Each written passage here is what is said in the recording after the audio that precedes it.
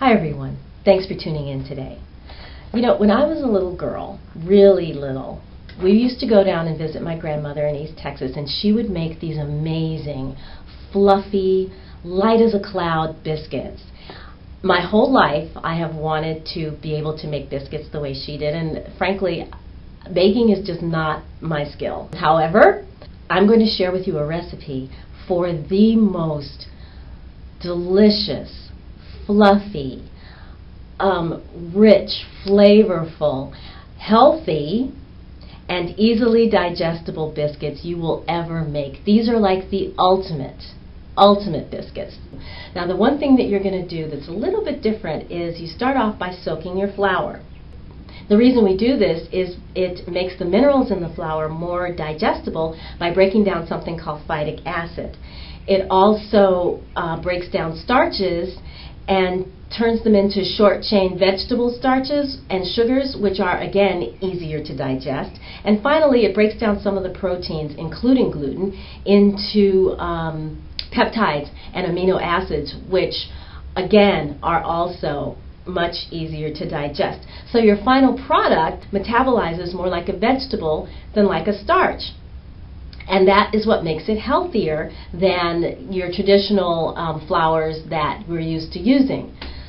So, having said that, the biscuits turn out light and fluffy, and they have a depth of flavor because there's a little bit of apple cider vinegar in there. The texture and the flavor make these the ultimate in biscuits. One more thing I want to add before we get to the recipe, and that is that I use my own baking powder that I make myself. Don't freak out, it's very easy. It's 2 parts cream of tartar, 1 part baking soda, and 1 part starch. And my starch of choice is arrowroot because it's relatively inexpensive and it's very easy to find. The final product is aluminum-free and corn-free, and by my experience, it seems to have a little more lift than conventional baking powders that you buy in the store, probably because you make it fresh as you need it. Okay, that is it. I'm going to put the recipe for the biscuits and for the baking powder in the down bar, and I'll also put a few more links in case you want to read up about why it's good to soak your flour before you cook with it. I think that's it. All right, without any further ado, here comes the recipe. Please, I hope you enjoy it. If you do, let me know. Like this video, and I'll see you next time. All right, don't keep watching. Here it comes.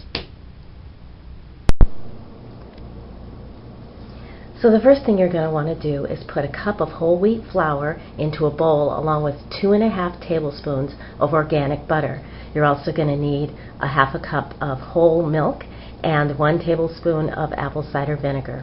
I'm now going to cut the butter into the flour with a pastry cutter. So the butter is now about the size of small peas, and it's been incorporated into the flour. I'm now going to add a tablespoon of apple cider vinegar to my milk. What this does is it pretty much turns the milk into buttermilk.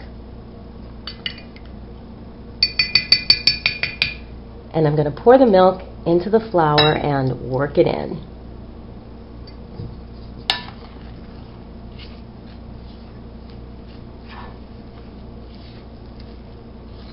I'm making about half of the recipe, but in the notes I will put the entire recipe in the down bar, and that way this makes about half a dozen biscuits, and if you're cooking for more people, then you can use the full recipe and it will make about a dozen.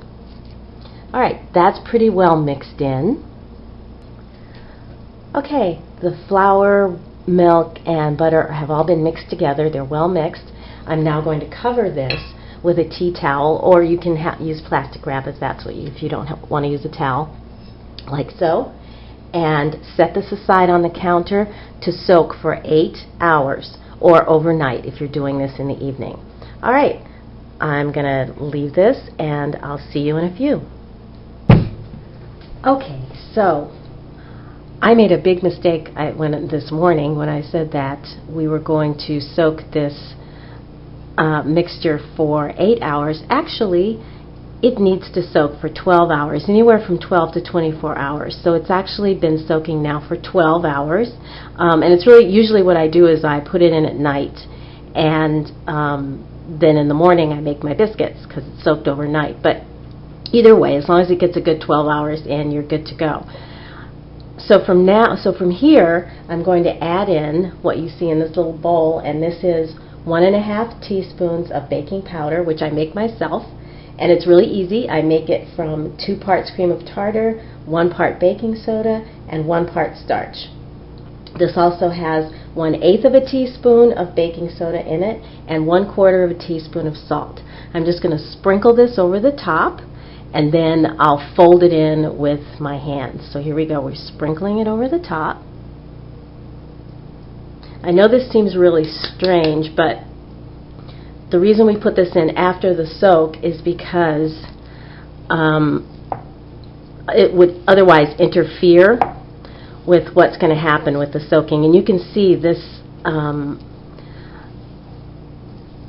the dough, the consistency seems a little bit, gosh, it's kind of sticky, but it has a little bit of pushback, which is exactly what you want.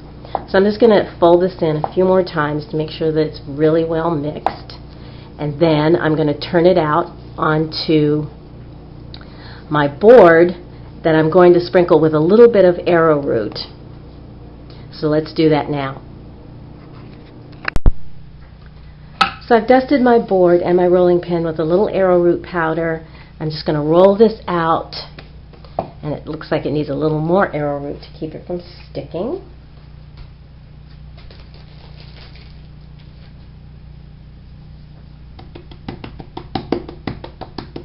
Much better. Coat that. There we go. And we're going to roll this out to about a 1/2 inch thickness. I'm not pressing very hard. I'm just working it out a little bit because that's about right. I use the top of a mason jar lid for my biscuit cutter, and I'm going to cut out these biscuits and place them in a pan that I've lightly greased with olive oil.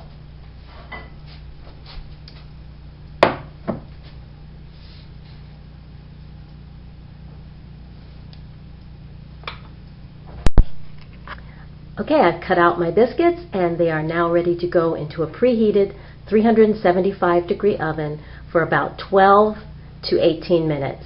And just keep an eye on it because oven temperatures vary, and you just want to get them nice and fluffy and slightly browned on top. So let's get them in the oven. And after 15 minutes in the oven, here they are. And if they're pretty hot, but hopefully you can see that they're cooked through. They've got an amazing texture. And ow. Hold on, we'll do it this way. We'll use a little towel. There we go.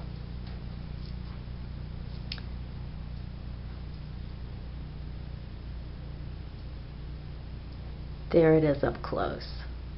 And you can tell, hopefully you can tell how fluffy and light and delicious these biscuits are. So I hope you like this recipe. Give it a try. It's really easy, and that's coming from someone who is the worst baker on the planet. And I'll see you next time. Bye.